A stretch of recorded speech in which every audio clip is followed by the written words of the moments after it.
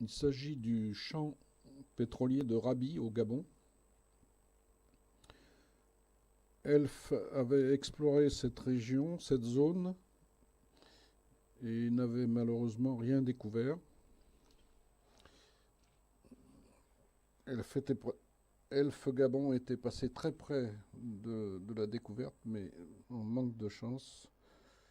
Finalement, c'est Shell qui a récupéré le permis et découvert le champ, découvert le gisement. Gisement de 60 millions de tonnes, à peu près 60 fois la consommation de la France, je crois.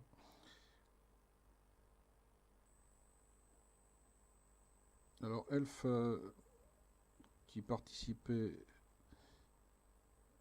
à l'opération Shell, a récupéré l'évacuation sur Port-Gentil. Je pense que c'est pour des facilités de traitement et d'expédition par transport pétrolier.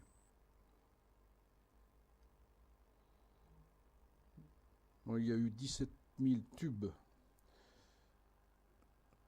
Le pipe faisait 205 km.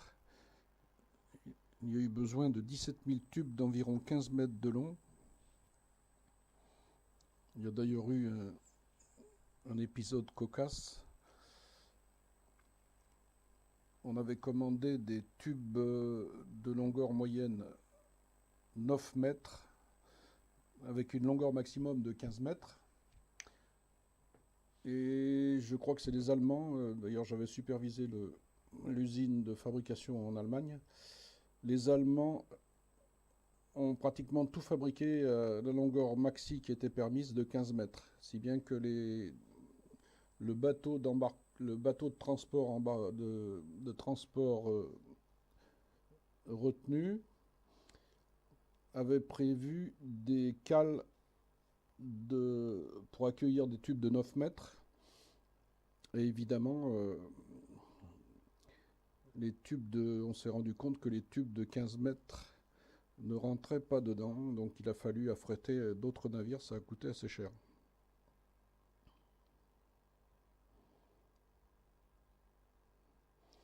Donc des barges ont acheminé les tubes le long des voies navigables, qui c'était possible sur, je pense, sur les 200 km, au moins la bonne moitié du pipe a pu être approvisionné directement par barge. Après, il a fallu reprendre les tubes sur les barges et les acheminer par camion.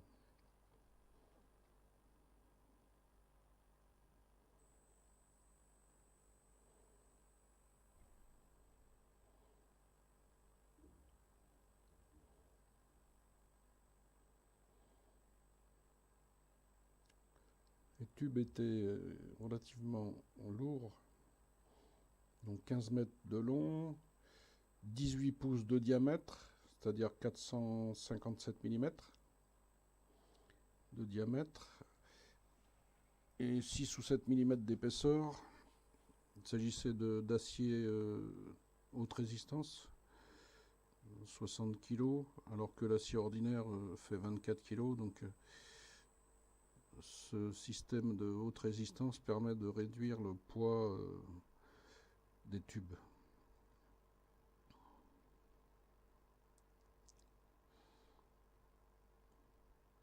Ah, il est arrivé un accident. Un, un tube a roulé sur quelqu'un qui faisait de la manutention. Et comme cette personne se trouvait sur le sable, elle n'a pas été vraiment écrasée. Il n'y a pas eu de conséquences fâcheuses. Voilà, alors là, c'est les palétuviers. Le film, le film a été fait, mais il n'y avait pas cet épisode de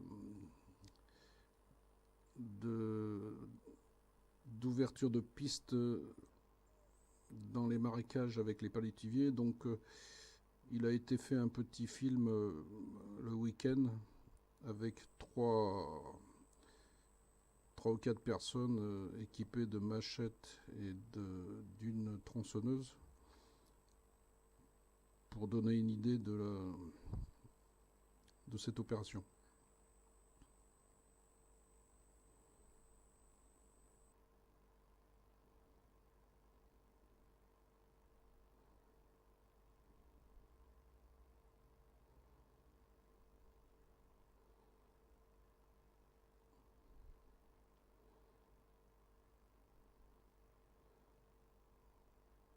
Les palétuviers sont assez résistants.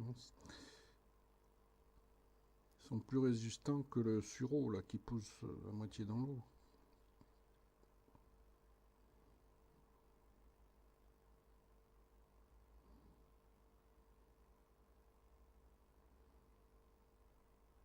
Alors en zone marécageuse, on a utilisé des pelles qui venaient.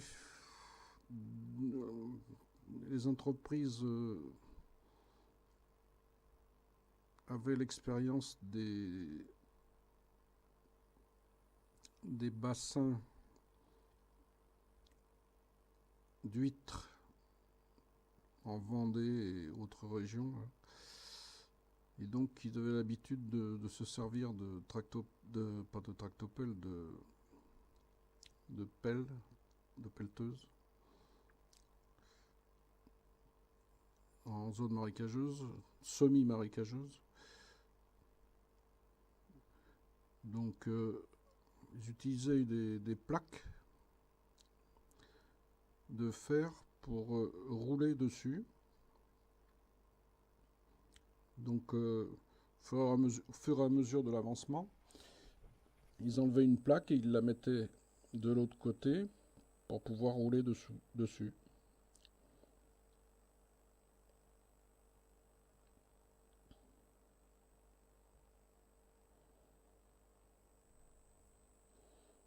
Vue d'hélico.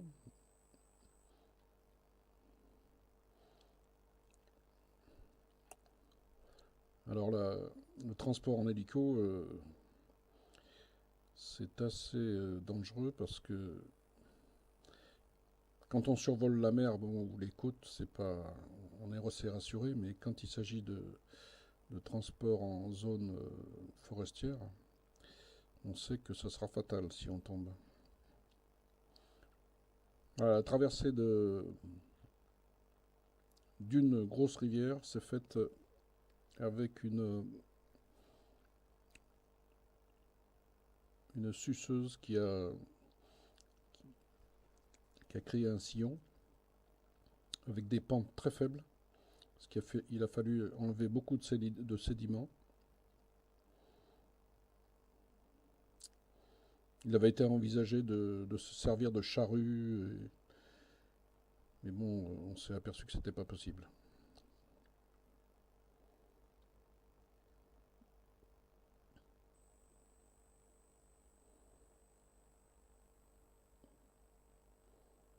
Alors, les tubes qui sont destinés aux zones marécageuses sont enrobés de béton.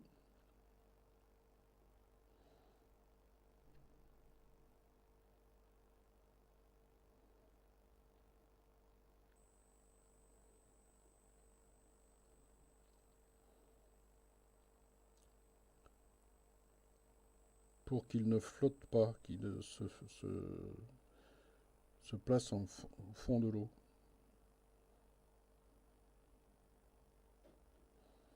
À partir de 12 pouces, là on est avec du 18 pouces, à partir de 12 pouces, les tubes flottent en général.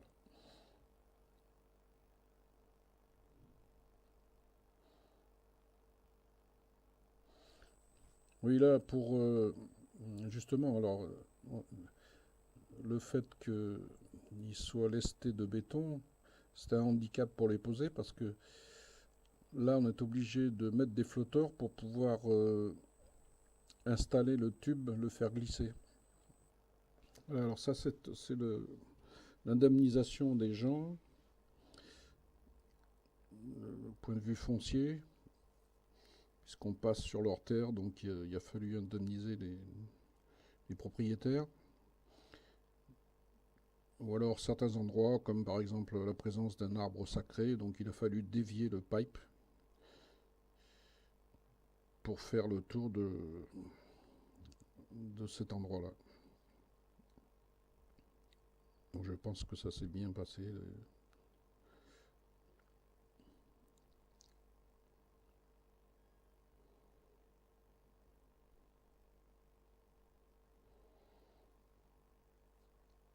Alors dans les plaines, parce que le pipe, il y avait environ 150 km de plaine, 170 km de plaine, et puis 40-50 km de forêt. Dans les plaines, il y avait quelques déforestages à faire. C'était pas trop compliqué. Le seul problème qu'on a eu, c'est la présence d'abeilles, de frelons, de thym, qui gênait beaucoup les gens. Alors après, en zone forestière, là, il fallait des bulldozers, il fallait des forestiers. Il fallait des forestiers parce que c'était leur travail. D'autant plus que eux-mêmes ont demandé, plutôt que d'utiliser qu'Elf utilise les pistes existantes, ils ont proposé de créer des pistes pour faciliter leur pénétration future dans les forêts. Alors donc ces forestiers se sont facilité la tâche future pour pour l'accès au bois de coupe.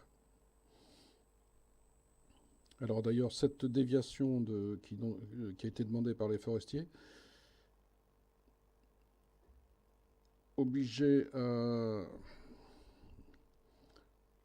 rallonger le pipe de, je sais pas, peut-être 5-10 km. Donc il a fallu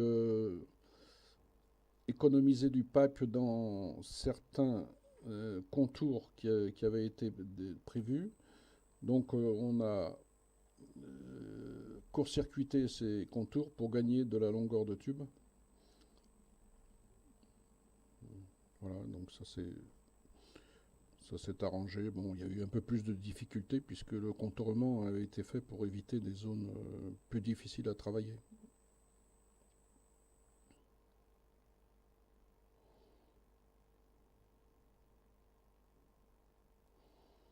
Alors le dégagement des souches, c'est quelque chose d'important, de difficile.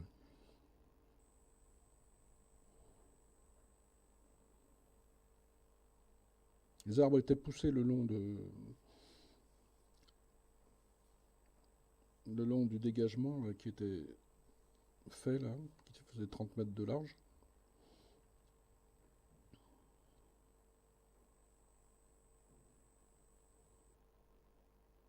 Le travail des forestiers.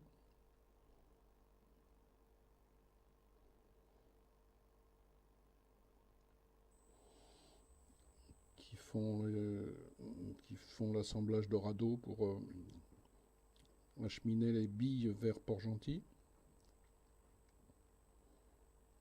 Le débardage.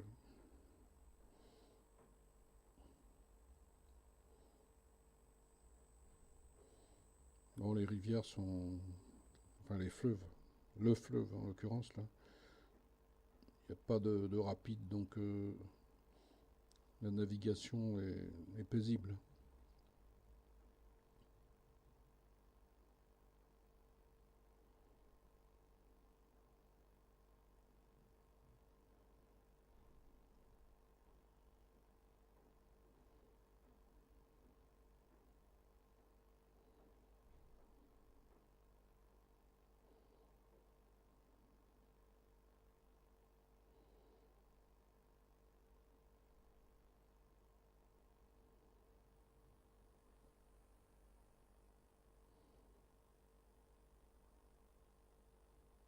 Voilà les trains de bois flottants.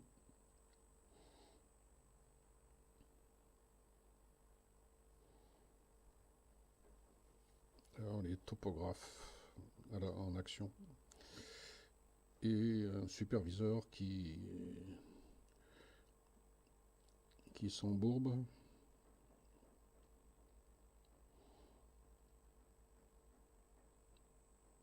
et qui va aller demander de l'aide aux forestiers pour se sortir de là.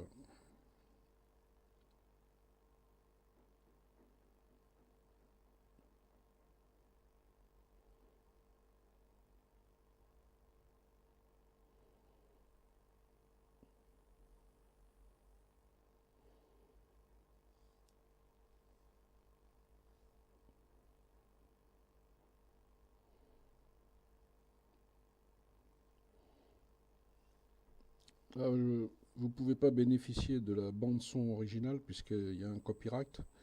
Donc je fais des commentaires là. C'est moi qui suis cette image là avec la voiture là. Je fais des commentaires. C'est dommage que vous n'ayez pas le son parce que euh, par exemple sur cette portion du film on entend les oiseaux. C'est très... Le son est très agréable.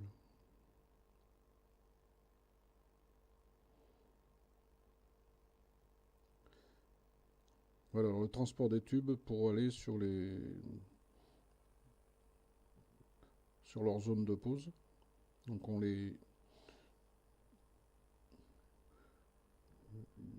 la zone de pause est balisée, les tubes sont répertoriés, et donc ils sont d'abord posés à la queue leu.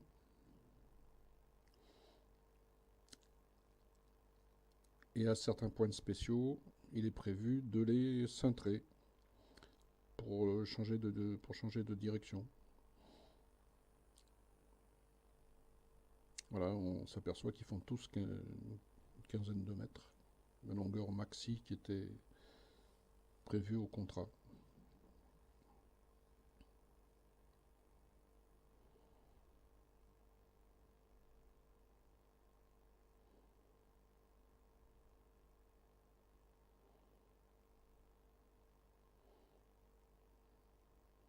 On ne voit pas beaucoup d'arrimage.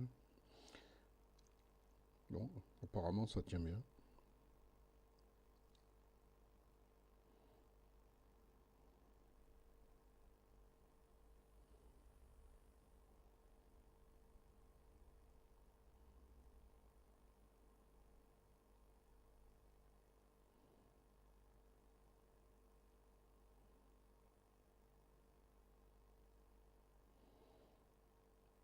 Ouais, alors là, on voit que la piste est assez difficile à franchir.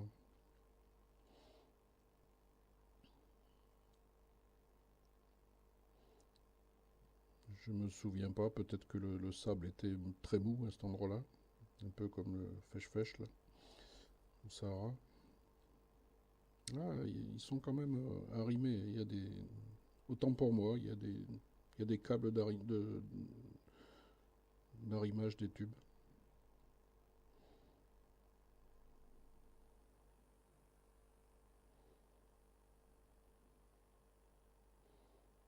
Voilà, c'est reparti.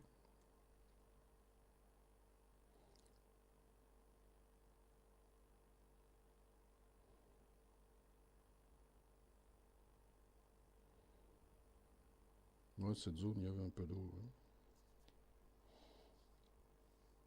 Voilà les clairières dans la région, dans la plaine, là. Une suite de clairières et de bosquets.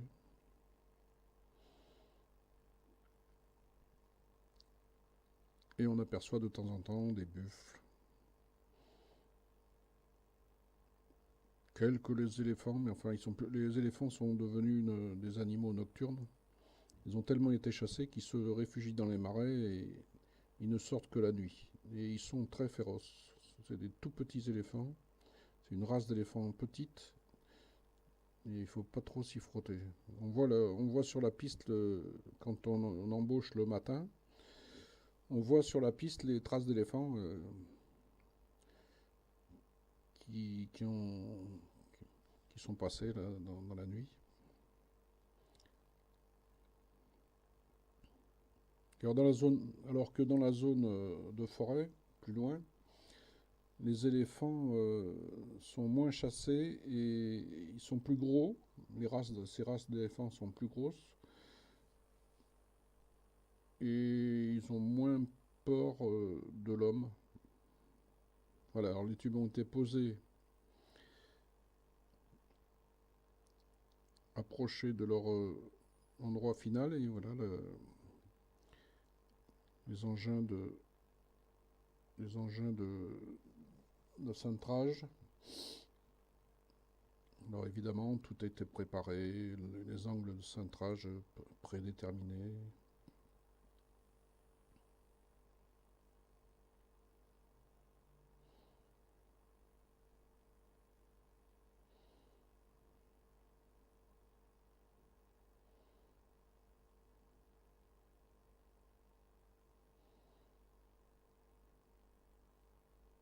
Là, il est en train de regarder l'angle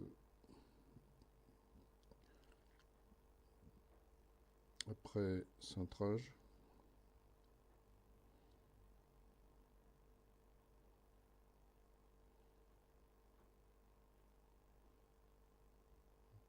C'est curieux d'ailleurs que malgré ces tubes de 450 mm,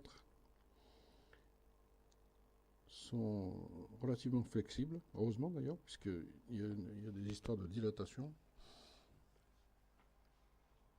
Et il faut qu'ils soient flexibles. Sinon, ils se plieraient.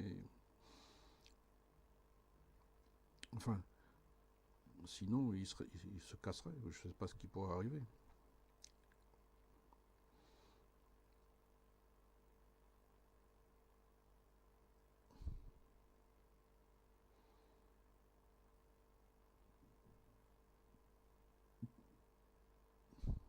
Alors, tout fonctionne avec des treuils.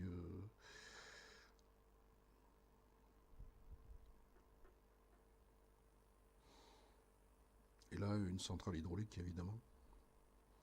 Des vérins et puis des sabots qui ont la forme exacte des tuyaux pour qu'ils ne soient pas déformés. Parce que le gabarit intérieur des tuyauteries du pipeline sera contrôlé et on admettra une faible ovalisation. Tout ça parce que pour son entretien, on envoie des racleurs. Mais évidemment, le racleur ne peut pas faire son travail si le tuyau n'est pas bien rond. Donc le racleur, l'ovalisation tolérée, je pense que ça doit être peut-être du 5%, je crois.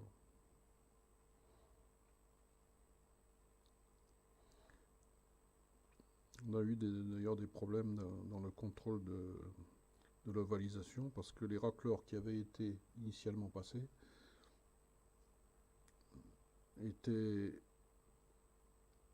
avaient été fabriqués avec un diamètre trop petit, qui n'était pas le diamètre contractuel. Et donc il a fallu refaire cette opération de vérification qui permettait de savoir si par la suite le racleur qui servait à nettoyer les tuyauteries n'allait pas se coincer. Voilà, alors ça c'est un système de raboutage des tubes. Là. Donc il y a une sorte d'olive à l'intérieur, de gabarit à l'intérieur, qui positionne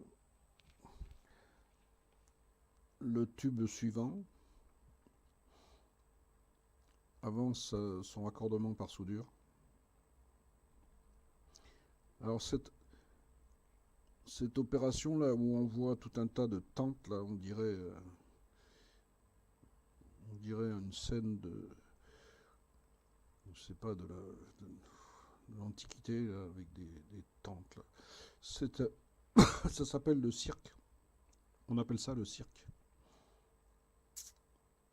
Voilà. Un gros costaud roumain là, qui, si je me trompe pas, si j'ai bonne mémoire, qui était spécialiste pour les accostages.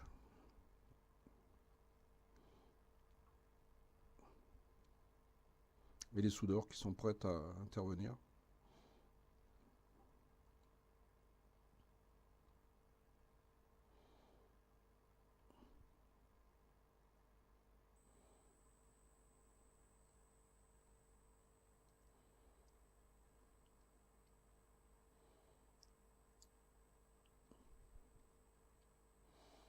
Alors les pauvres soudeurs, on leur met des parasols parce qu'ils souffrent. Ils n'ont pas d'ailleurs, comme maintenant, les combinaisons ou les casques, les masques de soudure avec apport d'air frais qui en même temps leur évite de respirer les fumées.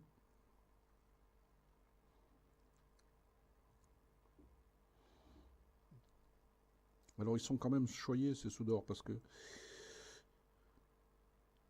on leur apporte les baguettes préchauffées, ils n'ont pas à se déplacer, on leur nettoie souvent leurs soudures pour qu'ils puissent les reprendre et tout. Ils se contentent de souder, ce qu'ils savent très bien faire. Ils ont intérêt d'ailleurs parce que sinon ils sont obligés de refaire leur travail.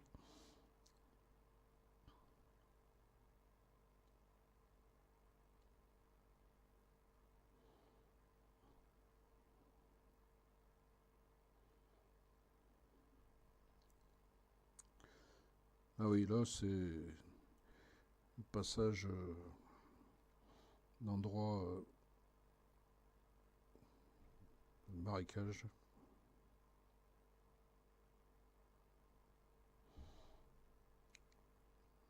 Ça pose des problèmes d'accès.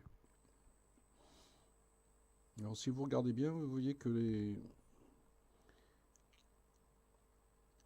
les pipes sont soutenues par des cales. Alors ces cales, on appelle ça des cales marteaux.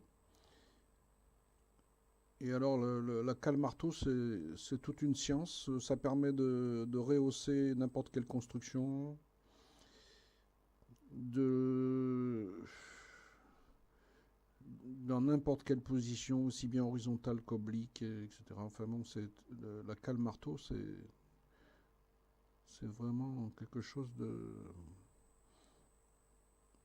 d'exceptionnel comme système. Voilà le cirque en déplacement et en mauvaise posture. Alors, les side booms, là, ce qu'on appelle les side booms, c'est-à-dire voilà un side boom, c'est-à-dire c'est un engin avec une flèche sur le côté.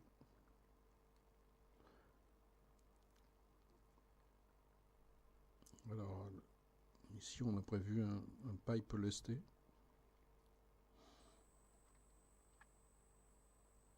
Alors le lestage se fait avec du grillage, ce qu'on appelle du grillage à poulet. Là.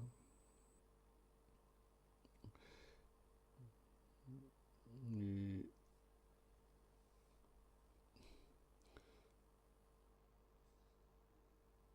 on enrobe. Ah voilà le radiologue. Alors évidemment il faut il faut que la zone soit balisée, il faut pas qu'il y ait de gens à côté.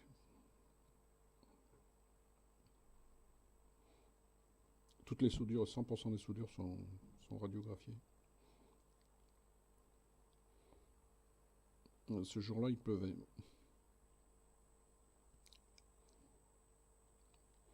Voilà le commentateur.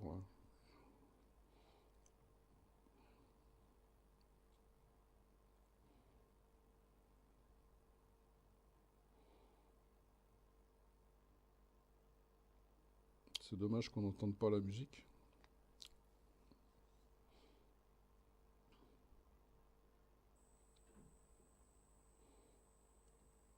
Là, on voit bien les cales marteaux, là.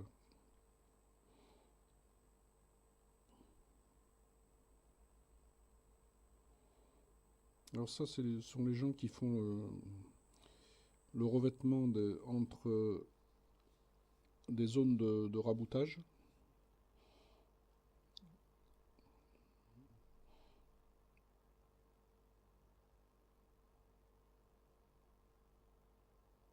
Alors, ce sont des manchons thermorétractables qu'on installe. Donc thermorétractable, la chaleur les fait se rétracter et se coller contre le pipe. Et auparavant, évidemment, on a bien nettoyé les surfaces, on n'a pas laissé de rouille. Et on l'a fait avec des brosses, non pas avec des meules, pour éviter d'endommager le pipe.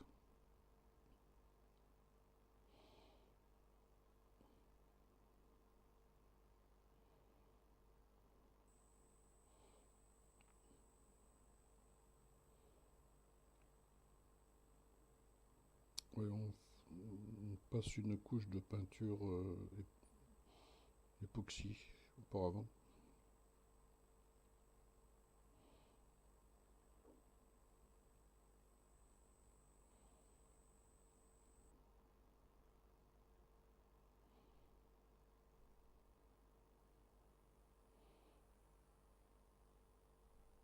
Voilà encore un travail difficile, puisque travailler avec des chalumeaux, on appelle des flambards, par plus de 30 degrés, 35, c'est quand même assez pénible.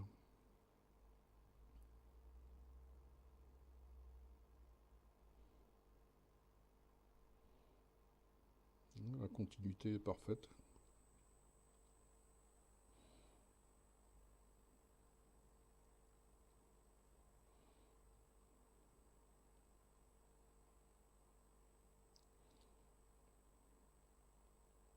Voilà le balai électrique pour mesurer pour savoir s'il n'y a pas des manques de revêtement. Donc on envoie sur un ressort qui roule. Un ressort est enroulé autour du tube et on le pousse et on envoie un courant de 2 ou 3000 volts. Et alors s'il y a un manque de revêtement, on détecte le défaut. Ça s'appelle le balai électrique. Ici, c'est une trancheuse. Donc, dans certains endroits, la trancheuse était parfaite quand les bords de la tranchée se tenaient relativement bien. On pouvait se contenter de travaux à la trancheuse. Le but étant d'avoir au moins 1 mètre de couverture sur le pipe par rapport à la terre au sol naturel.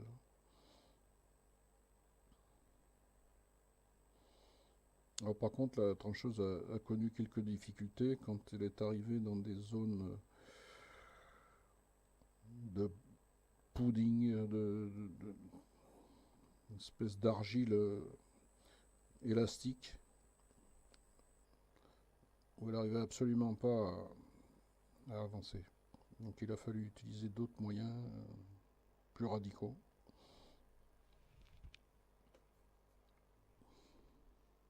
Là, c'est quand même vallonné.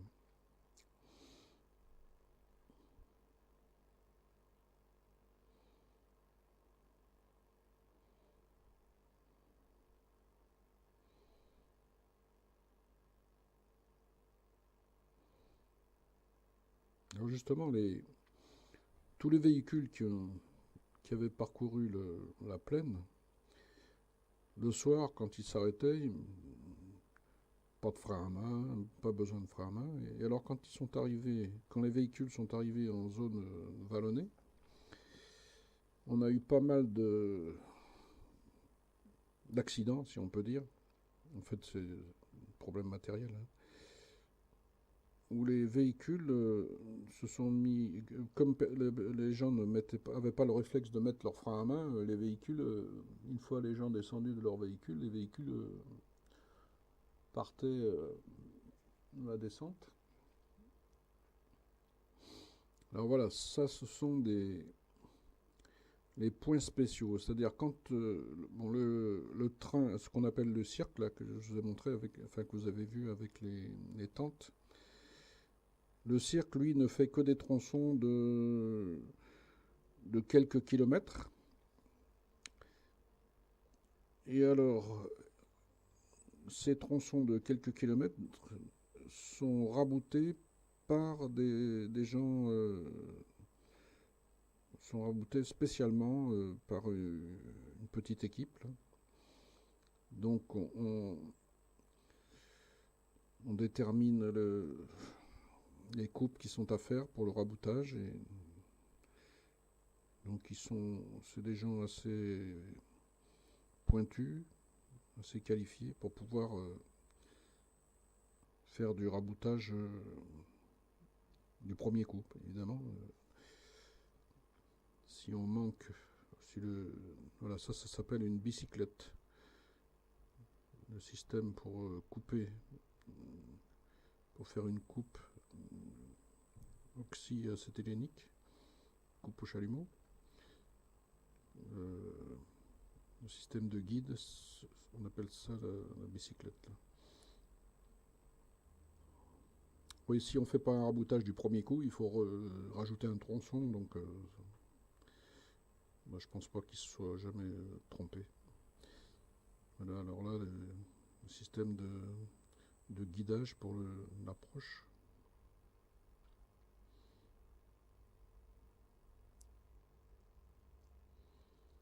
Voilà, ça ce sont deux Marseillais qui ont l'habitude de toujours travailler ensemble sur les points spéciaux.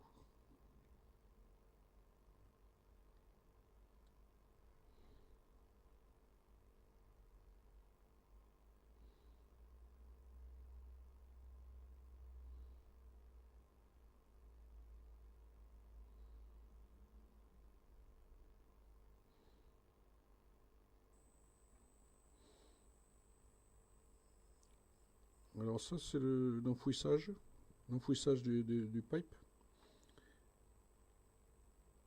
L'enfouissage du pipe avec les side booms qui ont des diabolos qui supportent le. Là, alors là, il y a un petit trou dans le revêtement et donc on rajoute une pièce. Donc on fait l'enfouissage avec ces side booms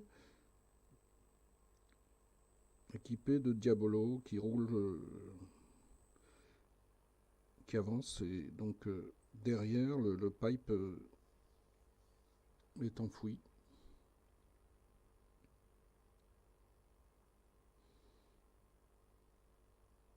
Donc il faut une demi-douzaine de side booms pour pouvoir enfouir le pipe.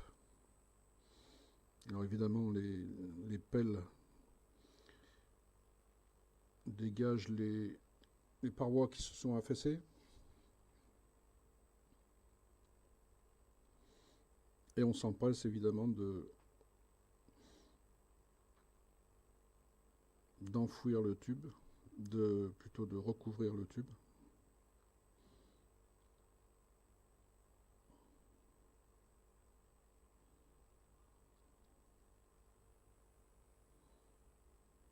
Alors il subsiste un merlon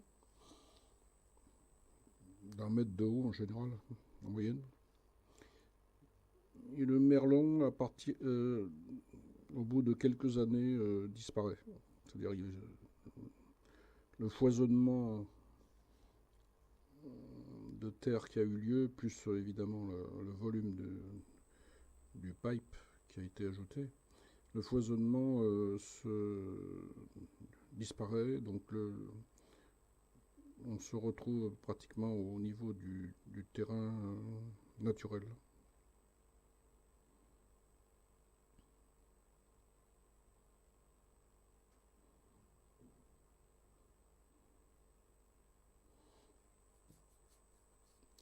Là, les side booms ne progressent pas en continu. Ils font des rotations pour enfouir le pipe.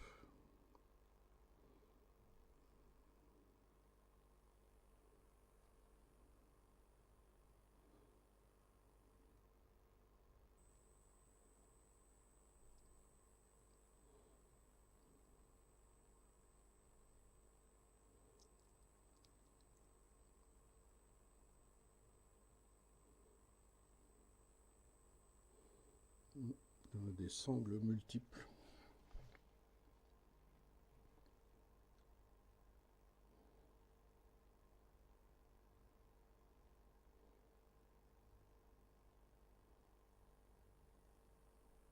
Alors là, évidemment, avec le béton, un poids très important.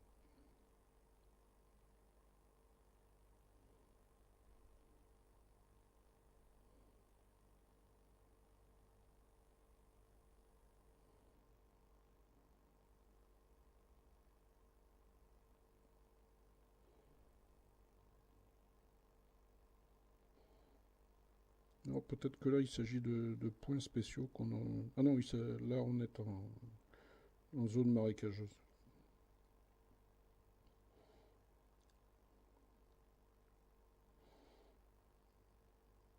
Au Nigeria, dans les zones marécageuses, au lieu d'utiliser des pelles ordinaires, ils utilisent des pelles munies de réservoirs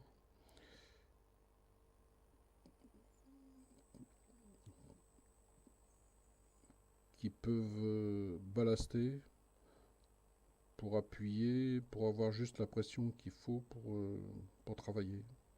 La pression au sol qu'il faut pour travailler.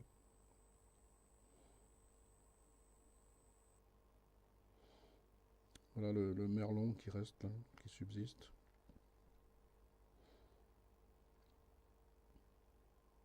Ça, ce sont les camps de vie qui étaient déménagés tous les 20-30 km. Alors la base, le camp de vie, chaque fois, on avait zone d'atterrissage hélicoptère, pompage, station de pompage et traitement de l'eau potable. Bon, il y avait, je pense, point de vue effectif, il y avait, je crois, 400 personnes, donc une centaine de personnes qui logeaient sur des barges, là, dans des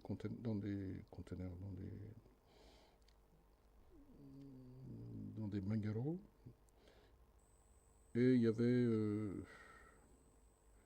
des tentes. Alors évidemment, il y avait tout un tas de petits commerces qui suivaient le pipe. Les gens pouvaient acheter la nourriture qui leur convenait, en plus de la nourriture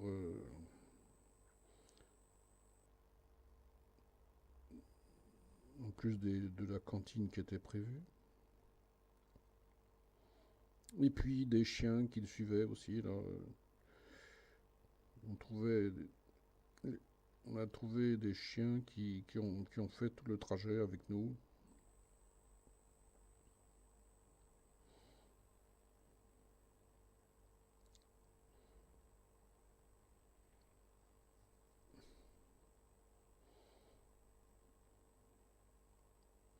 Alors là, on arrive dans la zone des installations Shell pour le premier stockage avant expédition. Donc les puits, il y a une zone de... Ah oui, il y a évidemment un terrain d'atterrissage pour les avions.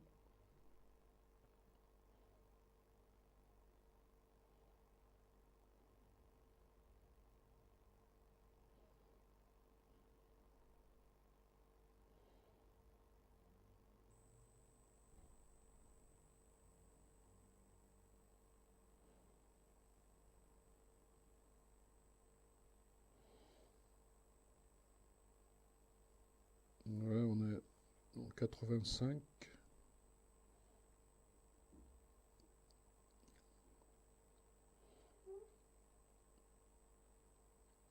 Le pétrole a coulé en mars 89.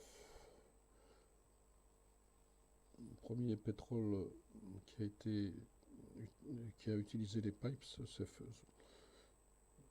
date de mars 89.